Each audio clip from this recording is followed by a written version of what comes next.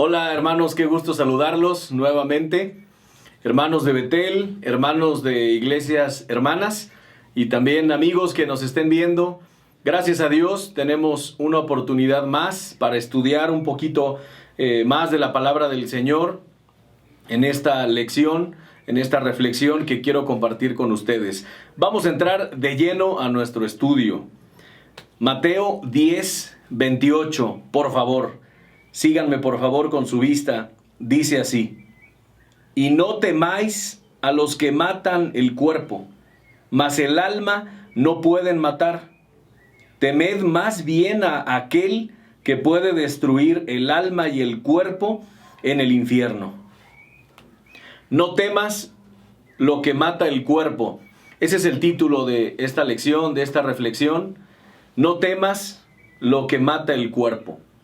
Hace unos meses, ninguno de nosotros habría pensado que las cosas a nuestro alrededor cambiarían y mucho menos que a nivel mundial lo harían. Y así ha pasado.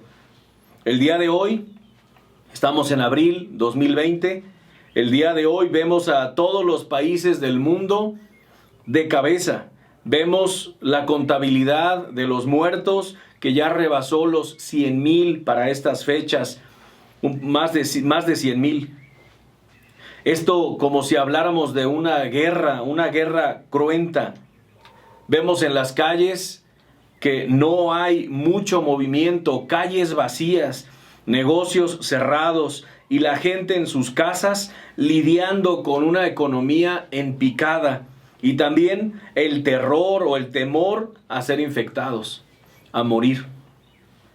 Esto nos deja un cuadro difícil. Y tú que estás escuchando y viendo esta reflexión, por favor, pon mucha atención. Dios tiene un mensaje para ti a través de su bendita palabra.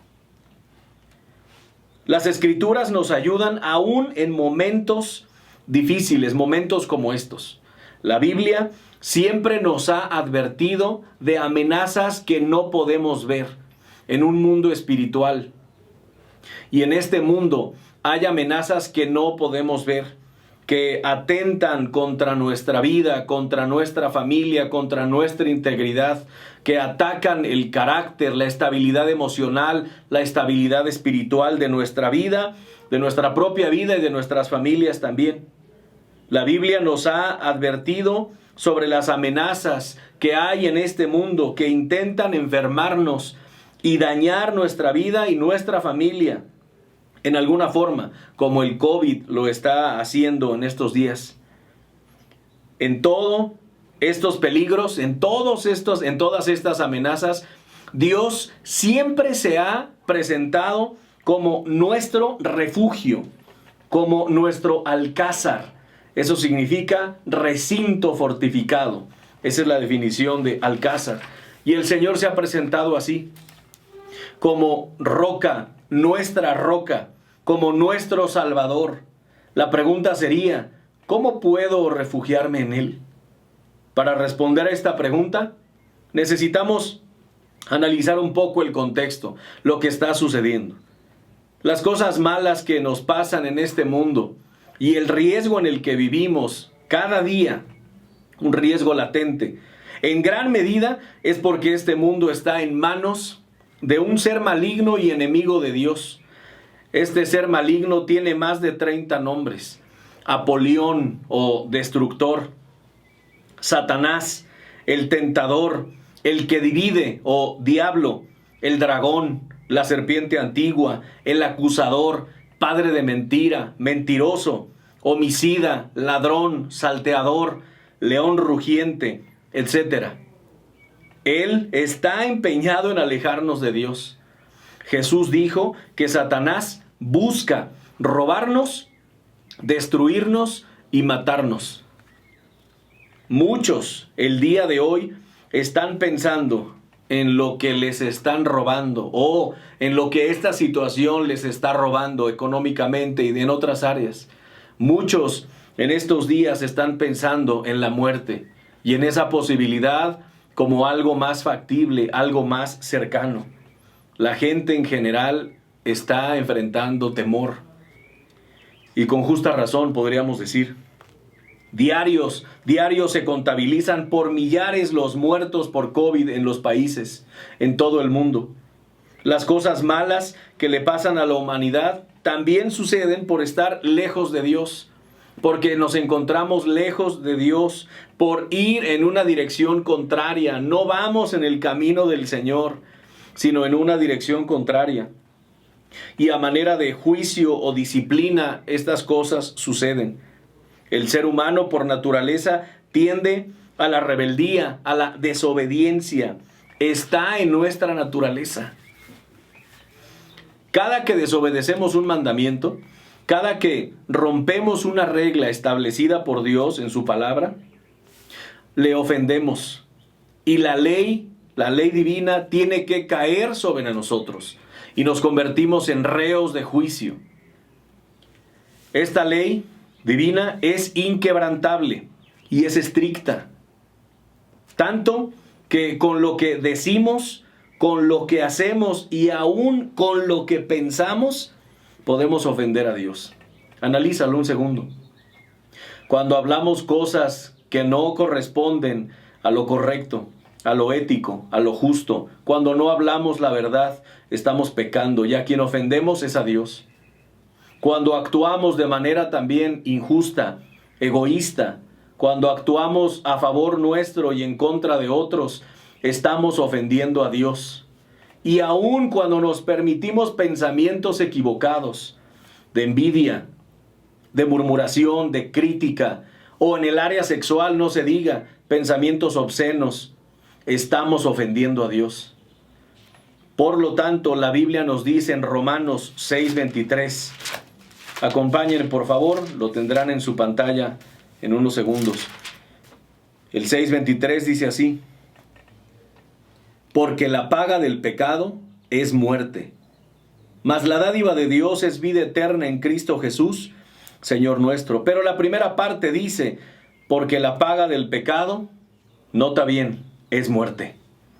La paga es la muerte entonces. La paga por nuestro pecado. Por otro lado, vivir en un mundo que está en un proceso de degradación, en un proceso de descomposición, también nos traerá consecuencias. Estamos tratando de definir por qué viene este sufrimiento, por qué hay amenazas a nuestra vida, por qué la Biblia nos advierte sobre cosas que no se ven, pero que tratan o intentan dañarnos. Otra razón, mencionábamos, es porque vivimos en un mundo que está en un proceso de descomposición. También esto nos traerá consecuencias. Entonces, para resumir o repasar, vivir al acecho de este ser maligno llamado Satanás, vivir en un mundo caído como en el que estamos, que tiene a Satanás como Dios, como su Dios. Y por último, el hecho de que en nuestra naturaleza esté la rebeldía y que en nuestros miembros esté la maldad, nos deja un panorama, podemos decir, desolador, lleno de incertidumbre, de temor, de ansiedad. Sin Dios, sin Cristo en nuestra vida, lo que nos espera es simplemente una horrenda expectación de hervor de fuego, es decir, la condenación eterna en el infierno. Sin Dios, sin Cristo, tenemos que hacer algo. Quiero preguntarte algo que puede llegar, quisiera que llegara a lo más profundo de tu mente y de tu corazón. ¿Qué pasaría si el día de hoy o en estos días muriéramos? ¿A dónde iríamos? ¿Te lo has preguntado? ¿Qué pasaría si en estos días fuéramos infectados por este virus y muriéramos? Necesitamos hacer algo. De estas tres realidades en las que vivimos, solo podemos modificar una, solamente. Y esta no es cambiar el mundo, por supuesto, y tampoco es quitarle las riendas a Satanás, las riendas que tiene de este mundo, al Dios de este siglo, es otro de sus nombres. La que podemos modificar, la única que podemos modificar tiene que ver con nosotros. Y no se trata de dejar de ser humanos o de dejar nuestra naturaleza caída. Lamentablemente la Biblia nos habla sobre esta naturaleza caída que tenemos, con la cual siempre vamos a batallar. siempre lucharemos. Pero lo que podemos hacer es reconocer que tenemos dependencia de Dios. Podemos reconocer nuestra dependencia de Dios. Lo que Dios nos ofrece es limpiar nuestra alma y nuestro corazón y estar con nosotros por la eternidad. Pero hay dos requisitos para hacer esto. Uno es el arrepentimiento delante de Dios y el otro es depositar nuestra fe en el Señor Jesucristo. Miren esta cita siguiente, por favor. Hechos 20:21. En este pasaje se hace un resumen muy breve de el tema fundamental que los discípulos, que los apóstoles comenzaron a predicar a partir del primer siglo y hasta nuestros días. Esto se sigue predicando y lo seguimos haciendo. Pero en aquellos días comenzaron los apóstoles a predicar así. Miren cómo se resume. Hechos 20:21. Testificando a judíos y a gentiles acerca del arrepentimiento para con Dios y de la fe en nuestro Señor Jesucristo. Dos requisitos, los dos únicos requisitos desde aquel entonces se predicaban. Dos requisitos para tener la salvación, para alcanzar la salvación. Arrepentimiento para con Dios y fe en el Señor Jesucristo. Podemos estar bien con Dios, aun cuando tengamos una naturaleza tendiente al pecado. Y aun cuando vivamos en un mundo caído, dirigido y gobernado por el mismo Satanás. Si tú reconoces que esto es una realidad, si tú reconoces que hemos ofendido a Dios en las tres grandes áreas que mencionamos, con lo que decimos, con lo que hacemos y aún con lo que pensamos, entonces tenemos que reconocer que hemos pecado, que hemos ofendido a Dios, que hay una ley divina que dice que somos reos de juicio, que tenemos que pagar, y esa paga es la muerte. Delante de Dios no podemos estar con pecado. Isaías 6:3 nos menciona que Dios, Jehová de los ejércitos, 3 veces santo, santo, santo, santo, y su gloria llena todo el mundo. Te animo, mi amigo, si tú reconoces esto, arrepiéntete. Si tú reconoces que estás en esta descripción, que cubres este perfil, arrepiéntete. Esta palabra en griego nos ayuda. La palabra arrepentimiento viene de un término griego que es metanoia. Y metanoia también se entiende como un cambio de mente, como un cambio de actitud. Se explica así: una persona que va andando y caminando en cierto rumbo, sobre cierta vereda, sobre cierta senda, que de pronto reflexiona en ese camino que lleva, en esa dirección que ha tomado, y se da cuenta que no va a llegar a buen término, así que se detiene y toma una decisión: cambiar el rumbo. Ese es arrepentimiento. Cambiar el rumbo es metanoia. También te animo no solo a que te arrepientas, sino que también deposites tu fe en Jesucristo. Toma tu fe donde quiera que esté. Toma tu fe donde quiera que haya estado todos estos años. Todos tenemos fe, todos ejercemos fe. Y en algún momento, de manera consciente o inconsciente, hemos depositado esa fe en alguna persona, en alguna religión, en alguna creencia, en mis propios conocimientos, en mis recursos tal vez. Toma tu fe, te animo, donde quiera que esté, y colócala en el Señor Jesús. Algunos han tomado su fe y la han colocado en la religión, en alguna figura religiosa. Por bondadosa que te parezca, toma tu fe. Por bondadosa que te parezca esa persona donde depositaste tu fe, tómala de ahí y colócala en el Señor Jesucristo. La Biblia dice que Dios es un Dios celoso, que no comparte su gloria con nadie. Mira esta cita, dice Isaías 42:8, dice así: yo, Jehová, este es mi nombre, y a otro no daré mi gloria, ni mi alabanza a esculturas. Es solo Dios, y solo a través de Jesucristo se llega a Él. Un solo Dios y un solo mediador. Mira lo que dice esta otra cita. Primera Timoteo 2:5. Porque hay un solo Dios y un solo mediador entre Dios y los hombres, Jesucristo, hombre. Y el mismo Jesucristo dijo en Juan 14:6, Jesús le dijo: yo soy el camino y la verdad y la vida. Nadie viene al Padre sino por mí. No hay salvadores, podemos decir. Podemos entender con lo que la Biblia dice. No hay salvadores, en plural. Solo hay uno y es Jesucristo. No hay una salvadora. Es Jesucristo. Solamente. Solo hay un Dios y un Salvador. Jesucristo, el único mediador entre Dios y nosotros. Ya le dio al hombre aliento de vida. Dios, una vez en el pasado, Génesis lo narra, ya le dio aliento de vida una vez al hombre. Lo puede hacer nuevamente, para que seamos nuevas criaturas. Mira lo que dice ahora, 2 Corintios 5:17. Dice así: de modo que si alguno está en Cristo, nueva criatura es. Las cosas viejas pasaron, he aquí todas son hechas nuevas.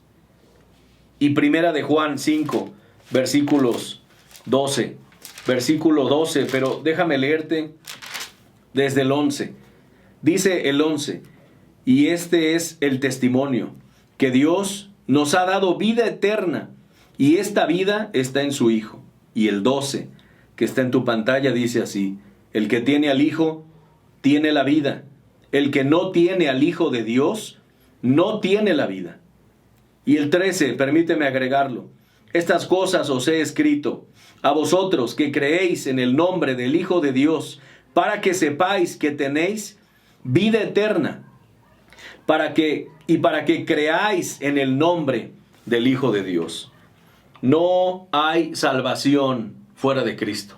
No hay salvación en la religión. No hay salvación en ninguna deidad, en ninguna otra deidad, en ninguna filosofía, en ninguna idea que el mundo pueda proponer. Solo es en Jesucristo.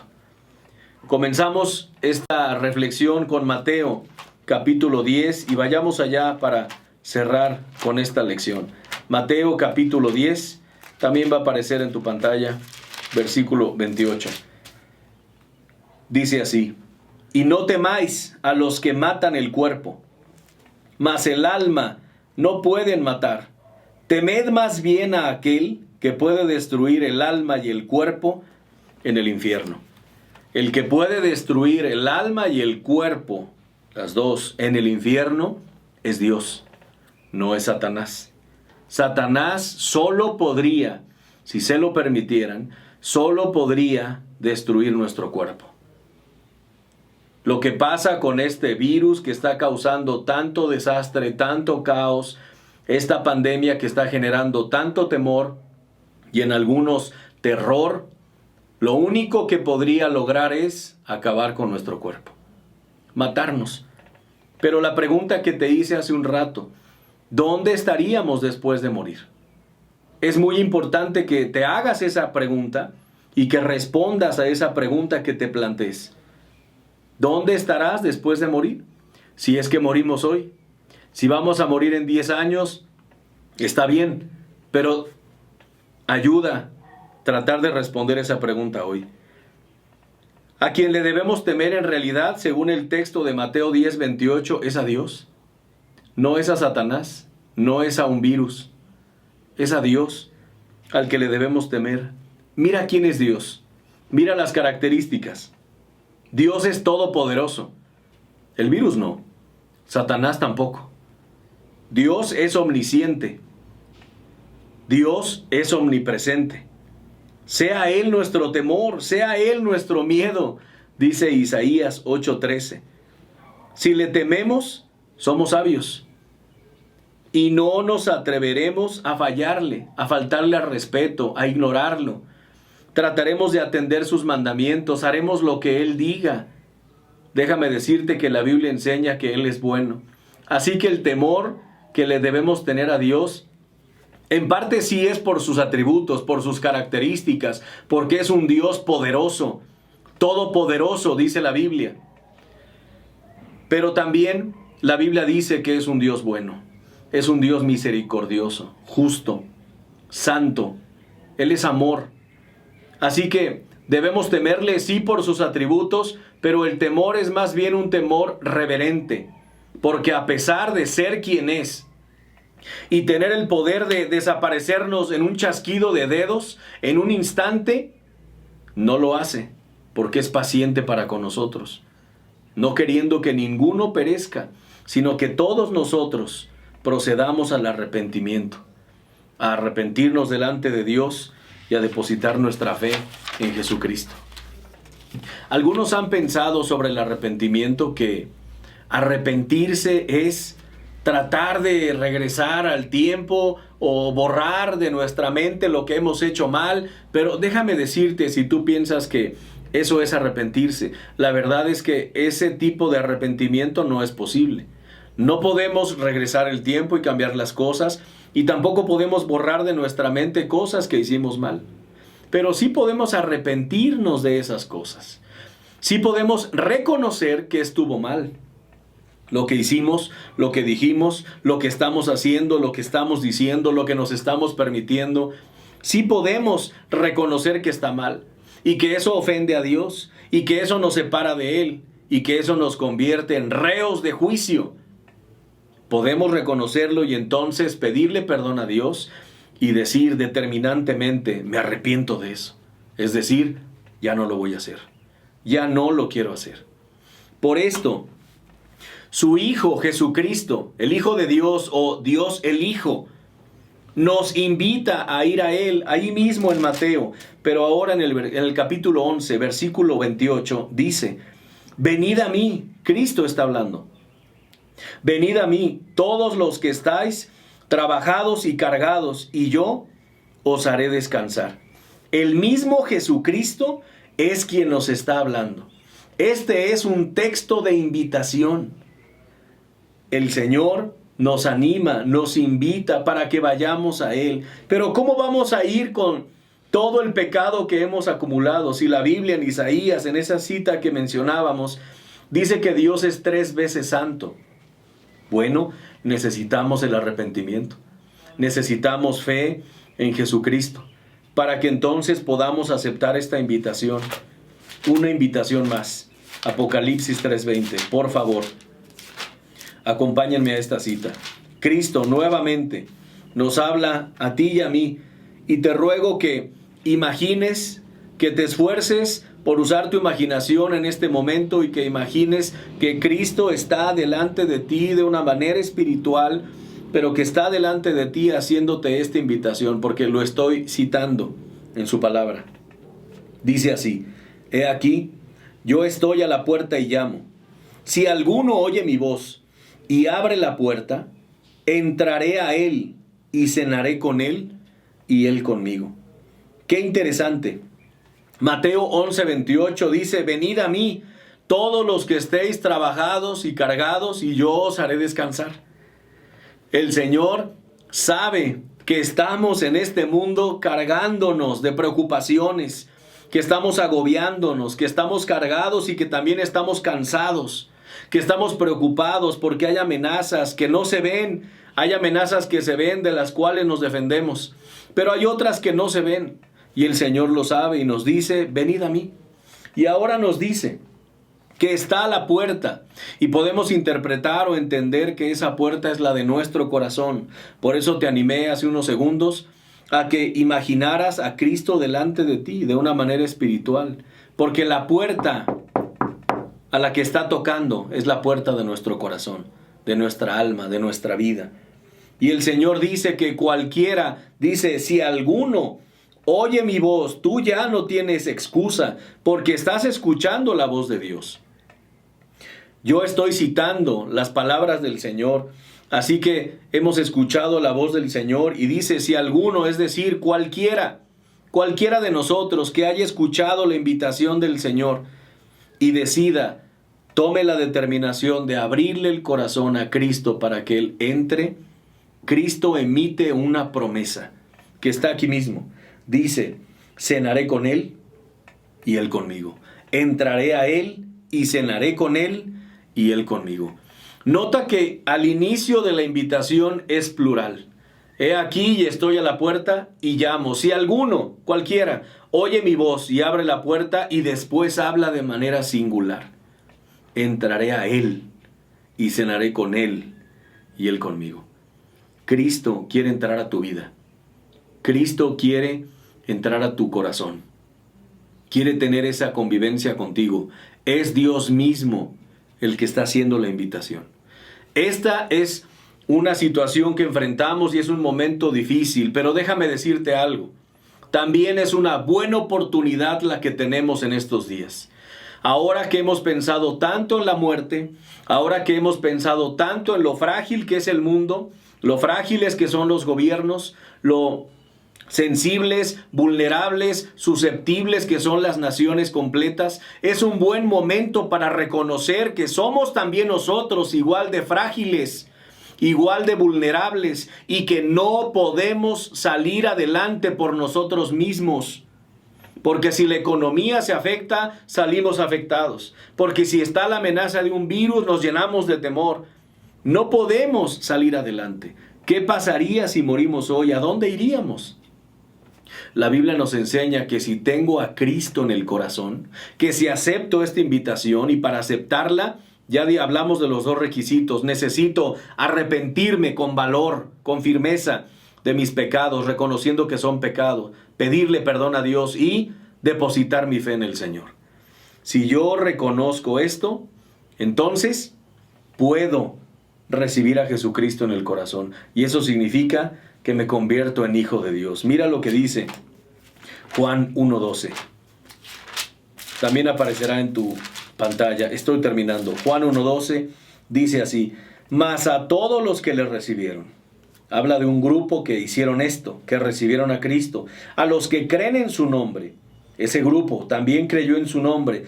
Dice que les dio a ese grupo potestad o derecho legítimo de ser hechos, convertidos, ser hechos hijos de Dios.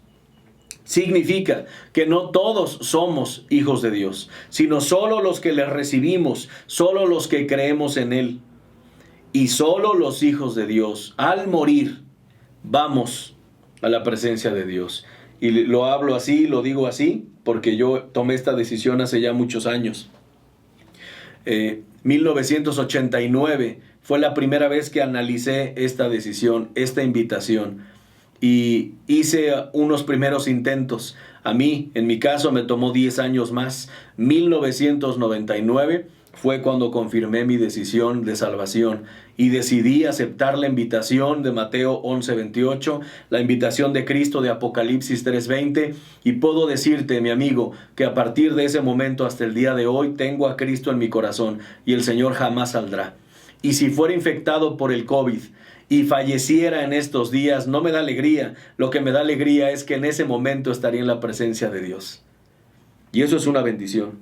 Esta pandemia también ha puesto a prueba lo que dice la religión o las religiones, las diferentes denominaciones cristianas, entre comillas. ¿Cuántos sanados ha habido por el supuesto don de sanación? Yo no he sabido de ninguno. ¿A cuántos ha visitado el supuesto vicario de Cristo? Con respeto lo digo, con cariño. Sé que la gente que cree en estas personas, que se adhiere a estas religiones, no lo hace con mala intención, pero necesitamos razonarlo.